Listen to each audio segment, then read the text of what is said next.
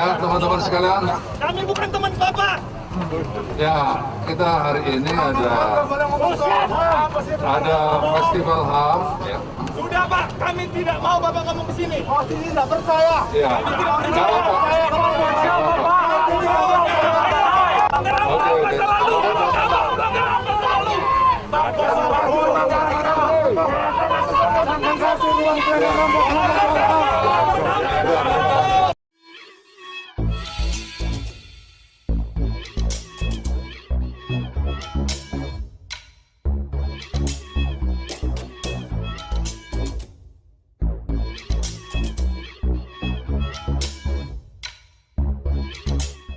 Tonton video ini sampai selesai agar Anda tidak gagal paham.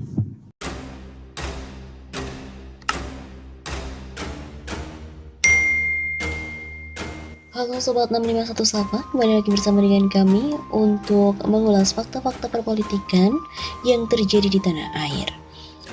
Berita kali ini datang dari salah satu orang istana, detik-detik bahwa Muldoko diusir maksa, aksi Kamisan di Semarang. Kepala Staf Kepresidenan Muldoko tiba-tiba menghampiri masa aksi Kamisan di Semarang. Masa meneriakkan tuntutannya soal penegakan kasus hak asasi manusia atau HAM. Aksi Kamisan ini digelar di depan PO Hotel Semarang, Kamis 18 November. Muldoko yang saat itu baru selesai menghadiri acara Festival HAM langsung menghampiri masa. Muldoko yang awalnya berencana memberi sambutan di hadapan masa, namun Muldoko akhirnya pergi lantaran masa tidak ingin mendengarkannya. Sudah Pak, kami tidak mau Bapak ngomong di sini, ujar salah satu peserta aksi. Aksi Kamisan yang digelar di Taman Signature Semarang pada hari ini turut dihadiri oleh sejumlah pejabat seperti KSP Muldoko, Wali Kota Semarang, Hendrar Prihardi, hingga Komisioner Komnas HAM BKU Ulung Hapsara. Namun ada yang menarik, kedatangan para pejabat ini justru tidak diinginkan oleh peserta Kamisan. Dalam video yang beredar di media sosial, Muldoko yang awalnya diberi mikrofon oleh salah seorang di dalam rombongan. Namun saat akan berbicara, penolakan demi penolakan mencuat dari para peserta Kamisan. Ini panggung rakyat, pelanggar HAM tidak boleh diberi ruang.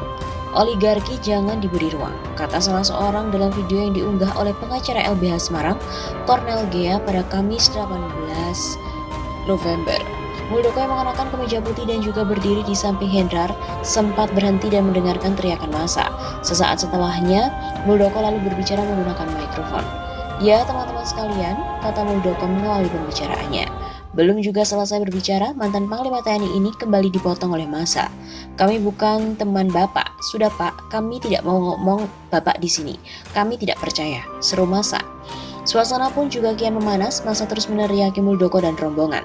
Melihat suasana semakin ramai, Muldoko beserta rombongan pun meninggalkan lokasi tanpa banyak bicara. Cornel Gea juga menjelaskan aksi Kamisan itu dimulai sekitar pukul 9 pagi, sekitar pukul 11 siang Muldoko, Hendrardi dan juga Komnas HAM dikawal oleh aparat kepolisian mendatangi masa aksi.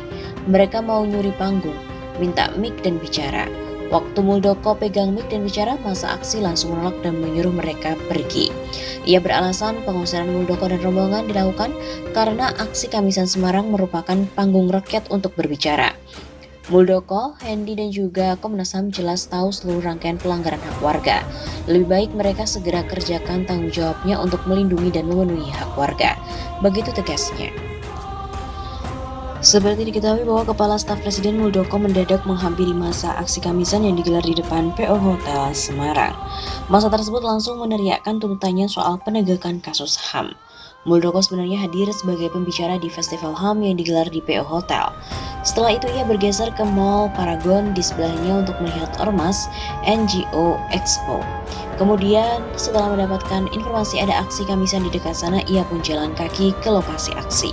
Muldoko didampingi oleh Komisioner Komnas HAM BKU Ulung Hapsara, Wali Kota Semarang Hendrar Prihadi dan juga Kapolrestabes Semarang Kombes Irwan Anwar.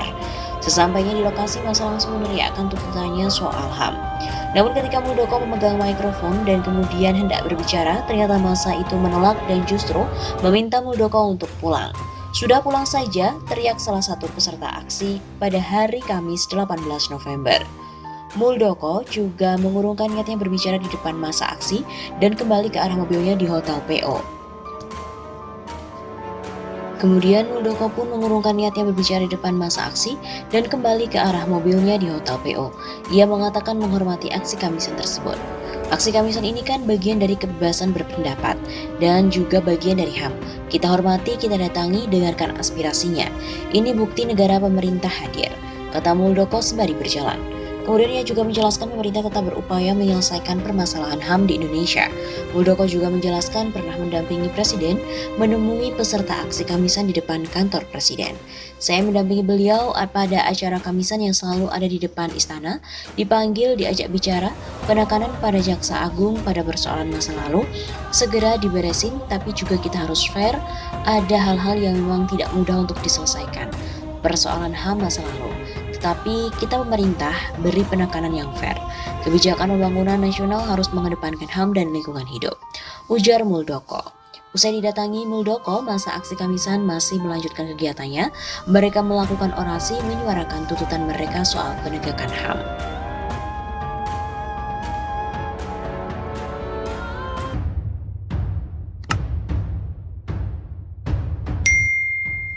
Lalat politik Muldoko. Kepala KSP Muldoko menyatakan dalam situasi pandemi COVID-19 ini jangan ada pihak yang menjadi lalat politik yang membuat terganggunya konsentrasi penanganan pandemi. Dalam pernyataan lain ditegaskan Muldoko bahwa Presiden sedang menjadi panglima tertinggi dari penanganan pandemi COVID-19.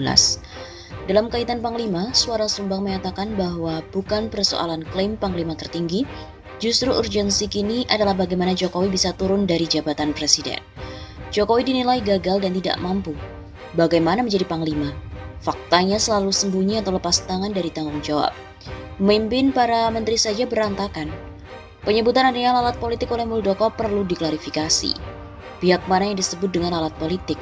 Sebagai pejabat negara tidak baik melempar sesuatu tanpa kejelasan dan kepastian. Bila yang dimaksud alat politik adalah pihak eksternal pengkritik pemerintah, maka itu sangat keliru. Karena kritik adalah pengingat dan obat. Keberadaan pengkritik itu perlu. Mungkin sasarannya adalah internal kekuasaan itu sendiri yang bertikai dalam faksi-faksi. Tidak semua elemen oligarki terkonsolidasi baik untuk mendukung pilihan kebijakan penanganan pandemi. Ada yang bermain 2 atau 3 kaki. Muldoko merasakan sakitnya tuh di sini ketika mengkudeta Partai Demokrat. Dukungan palsu dia rasakan. Mungkin model ini yang dimaksud lalat politik Muldoko. Apapun itu, siapapun yang disasar, maka pernyataan Muldoko itu sendiri adalah pengakuan bahwa penanganan pandemi itu sebenarnya semrawut, boros dan bau persis seperti sampah. Pada tumpukan sampah itulah berterbangan banyak lalat. Rakyat terpaksa merenung dan berpikir apakah Muldoko itu yang termasuk lalat politik. Dalam riwayat Bukhari, Raja Namrud otoriter tewas karena lalat masuk ke dalam hidungnya dan menyakiti otaknya. Namrud memukul-mukul kepalanya untuk mengatasi penderitaan.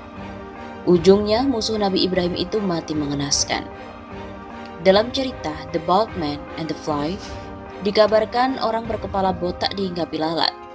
Ia memukulnya dan lalat pun terbang. Lalat mengejek dan hinggap kembali. Si botak tertantang dan siap memukul lebih keras lagi untuk membunuh lalat.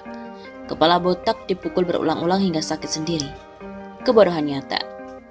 Muldoko dan para oligarki kekuasaan mulai merasa terganggu oleh lalat politik yang hinggap di kepalanya. Bernapsu untuk menghabisi, namun kepalanya yang semakin botak dipukul berulang-ulang hingga terasa sakit dan terus menyiksa. Akan tetapi rasa sakit itu bisa dikalahkan oleh nafsu sadis untuk membasmi. Rezim Jokowi memang makin botak, dipukul dan ditampar berulang-ulang oleh tangan-tangan kebodohannya sendiri.